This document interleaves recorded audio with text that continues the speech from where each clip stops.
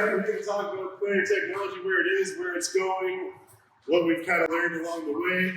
So, about 10 years ago, the shift from just making bigger and wider planters went from, maybe that 120-foot wide planters was so nimble to get in and out of fields in certain parts of the world.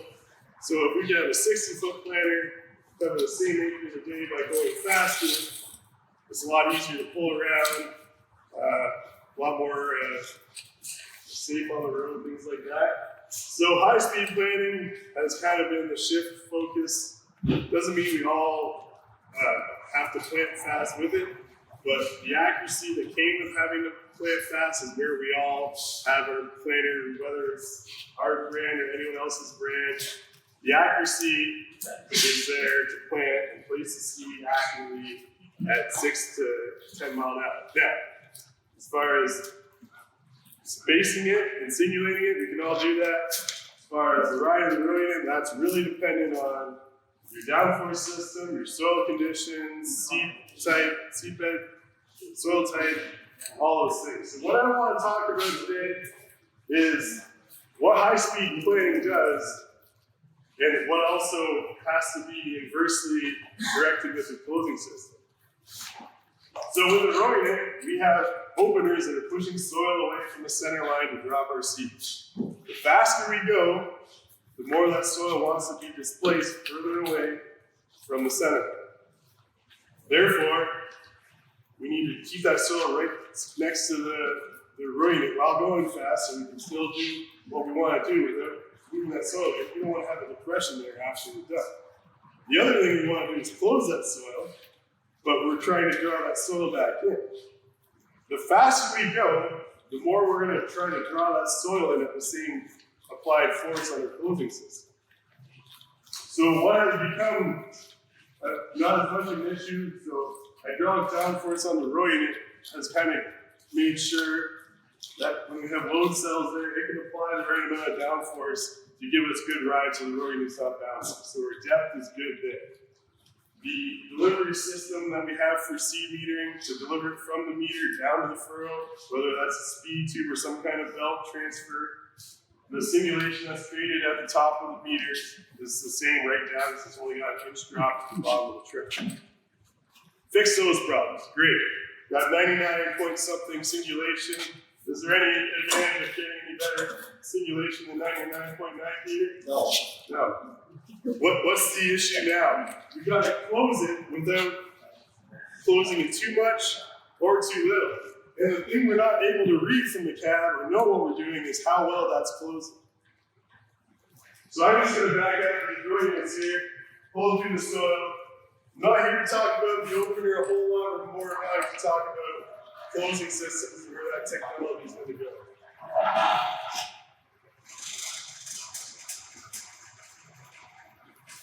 Who built that for you, Mark? What's that? Who built that for you? I don't know. Fun unit. I gotta put the new growing unit out there. It's my little sandbox. We could have made it twice as long. Well, then they can go faster and show high-speed planning. Exactly. So this is like, I'm gonna say it's like a 3 mile an hour drive speed when I do this.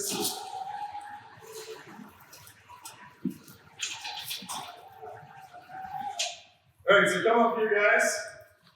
What you're gonna see, I got a little bit extra soil here because I need to apply a bit more downforce on this and get rid of that little W there.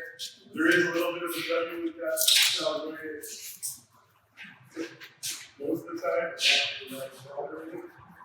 I'm over here talking about what happens after, so you can see where our soil is leaking. This has reducing it back here. So the soil is kind of trying to be displaced right next to the opener, not going across the gauge field area. Over here, sometimes it's kind of reduced. Sometimes you can see it clear. Right here, it's actually higher density soil than over here because there's nowhere for that soil to go inside the gauge field. So sometimes it dries over.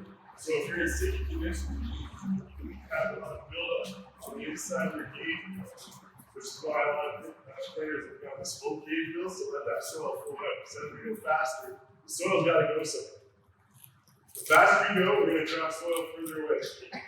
But when we go to close,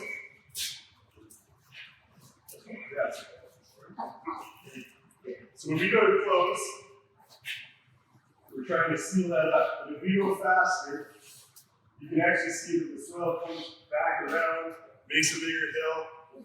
If we're applying that same down pressure at 5 miles an hour, you did your headland, the first field of the year, everything's good. That's perfect.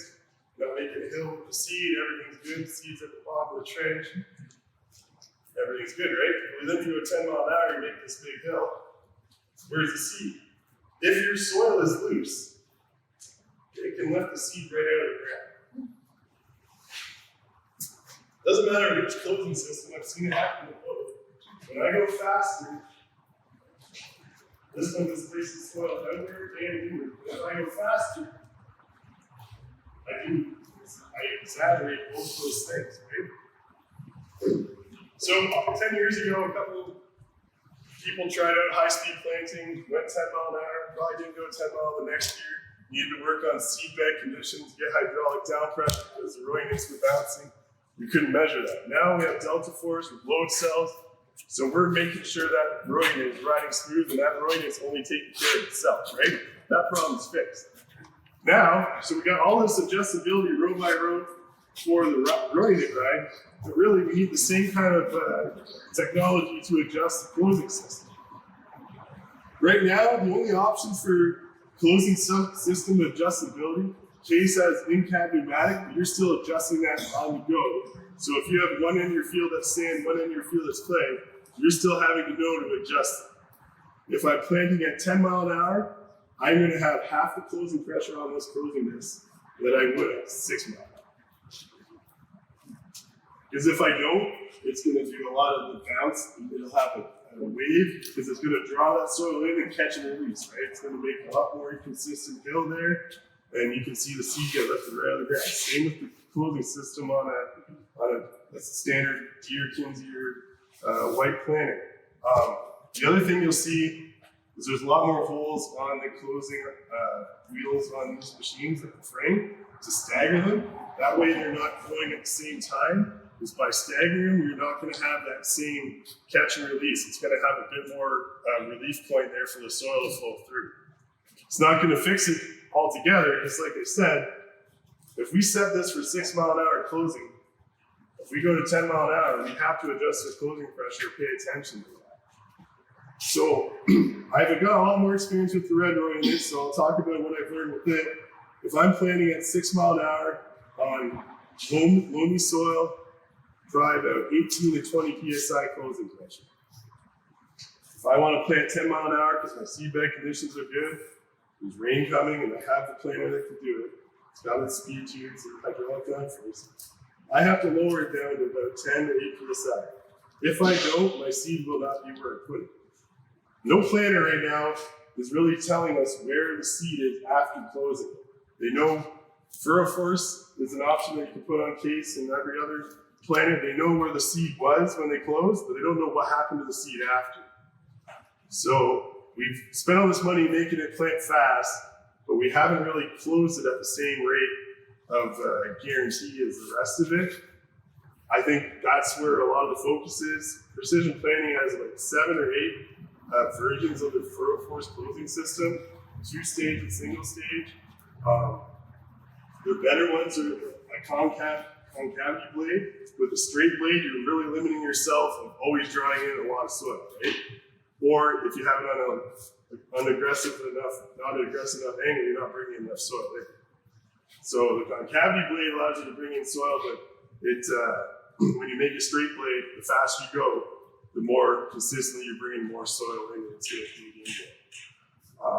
The other thing you'll see is they have like a bunch of different floor wheels so that they can limit how deep this goes. So even if they don't adjust the pressure on the flag, the depth of this has got its own depth setting so that it can't go past a certain foot. Yeah. So you're saying better than solid rubber wheel on this. So even if you went to a spike, A spike on it. that's going to help relieve the high and low pressure of that soil when you're closing it, because it's not going to have that constant feed of soil that it's going to have a bit more relief point, right? Well, I got an impression you spike when you have body soil or heavy soil. Yeah. That too, but I would say anyone I know that's added a spike to this style closing system, I've never heard that a second spike adds any yield. No. I mean, one wheel spike Yeah. and one wheel salt, or two spike wheels. I would say one is probably all you need, because most of the time, the rule of thumb has been 2 bushel for one spiked wheel. Adding the second one doesn't seem to add like the first one. Because once you have the one spike, you're having a better pressure release, and also you're gonna have more consistent soil pressure on both sides of the seed, so the seed can always find a path of least resistance, right? Yeah. If you add that second one, it's not really adding that same factor because you're already doing it, right? You need the solid so you can make the spike wheels do a good job. Yeah. Basically. Adding a second spike isn't going to do anything in the downward side, but it doesn't increase anything, right? If you add a spiked wheel to this, on this old road unit here, that'll help you a little bit, especially fracturing some no-till soil, harder soil to fracture it up to close better, have better seed to soil contact. On the new ones, since they can adjust them pneumatically, they can close just fine. They can fracture enough soil because they can apply enough pressure to it. The only time I like a spike disc on here on the newer style growing it is behind tire tracks. Just go, so because right now when I'm setting this, unlike our downforce, when I set my closing pressure up, no matter what brand we're talking about, it's set across the board at that same pressure, right? No. So every force would be it's reading on the go, right? it's reading on the go, but it's not adjusting row by row unless it's the hydraulic. And most of them right now are the pneumatic because the cost of the hydraulic isn't where we're all ready to spend, but we're all going to get, that's where it's all going to go to. So the biggest thing I kind of want to get across today is we started by going fast with the row unit, but then we were making mistakes with the closing system. We have to make it adjust as often as we're adjusting everything else to keep everything where we want it as far as soil contact, emergence, and all that stuff. Spiked wheels, I don't particularly like them on the disc style closing. I only like them behind tire tracks just because if it's a pneumatic system, I'm only adjusting it for the whole width. So it's a 60-foot planter. Those ones that are following a tire track, I need a bit more aggression because I already firmed up the soil before I planted, right? So when you say a tire track, you're driving on the road with the tire? Is that If it's a bean planter, right, there's going to be a tire track. Okay. So on a corn planter, I hope I'm not doing anything in front of that road, right? But on a no-till soybean application, or that's where I really like spiked, or something more aggressive on the wheels of on the tracks of the planter. Like Peter said about the wheel tractor, our neighbor is planting 28-foot corn, white tires in the tractor, like 240-foot tractor. He has to plant the road. Yeah. Lower tire pressure, Right. And then if you could adjust these guys a little bit more, just because the hydraulic downforce, it'll do a good job of compensating for that behind that tire track. It's going to say, I'm not getting enough force in my ride, the same as the rest of it, it's going to push it down. But this isn't, right?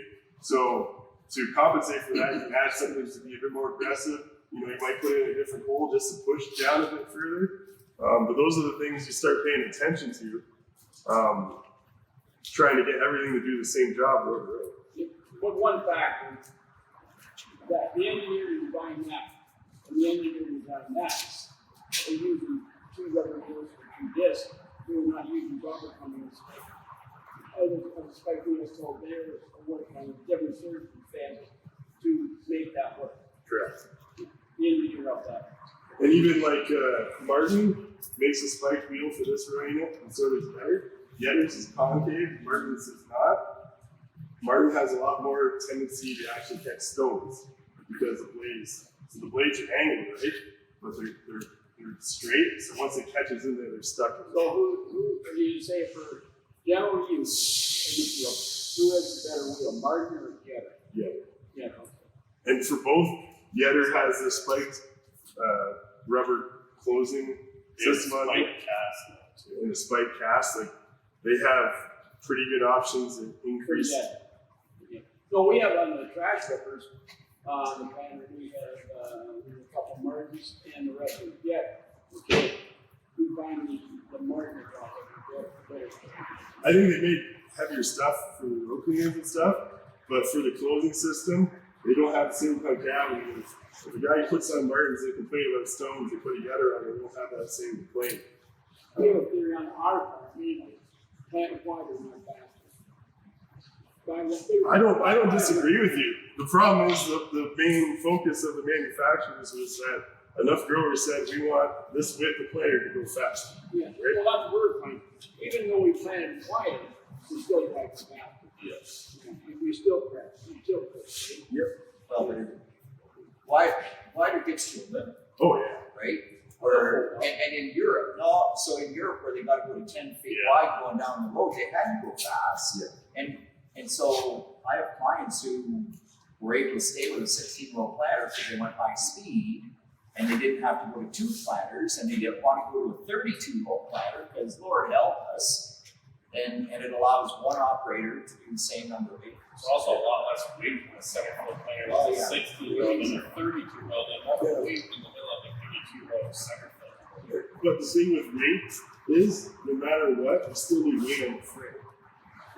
The biggest thing that I think you're trying to get rid of weight everywhere, compaction's bad. A planter needs weight because if you don't have 500 pounds per row to apply, we'll never get the actual net applied force we need to keep our 200 pounds when it's trying to apply 500 to keep it at 200 pounds of contact if the weight's not on the frame.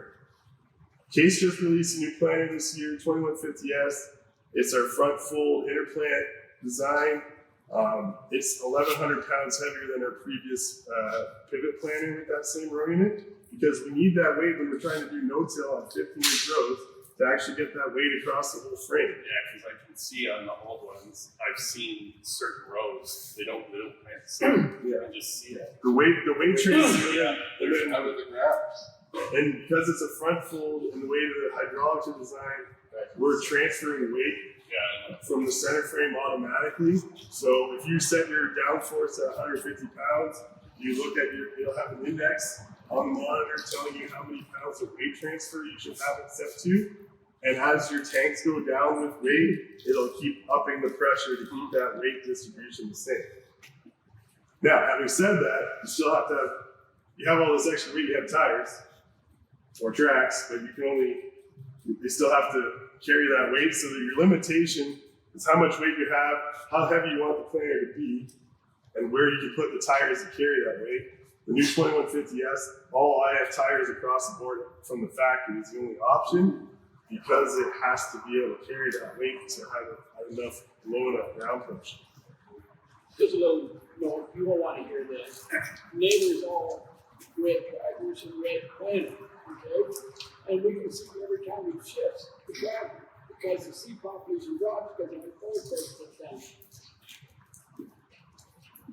Yeah, that can happen on a John Deere the exact same though. You know, we're talking red, not green. I know, but if we're talking hydraulic drive, if you don't have enough hydraulic flow, Yeah, yeah. that's the tractor issue more than the planter issue, right? yeah, we Well, have an upgrade from a Puma it's to not run Yeah. enough hydraulic. And having That's all that matters. and now everything's electric drive. Yeah. Meters are all electric drive across the board.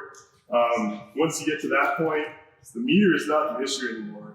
And neither is really the challenge for us. Everything past that point is now we're focusing the technology and innovation because we made everything else do a better job, but we're not following it up with the same back end results. Okay, so my problem has to do frame weight, I've got the airbag downforce. And once they max out, that's. Okay, airbag downforce, guys. Not a big fan of it. Throw away. Throw it away. Rod, Spring? Spend Okay, a few dollars. Come on, you've got lots. Spend a few. I will be honest. They came out with pneumatic downforce to make the grower happy he could make an adjustment from the cap. It is not better than spring because a spring cares about that row unit. It doesn't care about what's going on each side of that. With an airbag, every time this row unit rides up on something, it compresses that air. That air line is connected to all the other rows. So if this one compresses, all the other air banks fill up, changing your toolbar height to be doing this, and you're not applying the same amount of force. So when you're applying 150 pounds on a pneumatic system, you're plus or minus 150 pounds. And it doesn't adjust fast. Right? No. By the time you've adjusted, you're through that hard spot, and you're back in the soft part. Even if you have load cells on a pneumatic planer, you will drive a lot differently. Because you will see every time it doesn't react fast enough. Air is not as you're not running high pressure like hydraulic.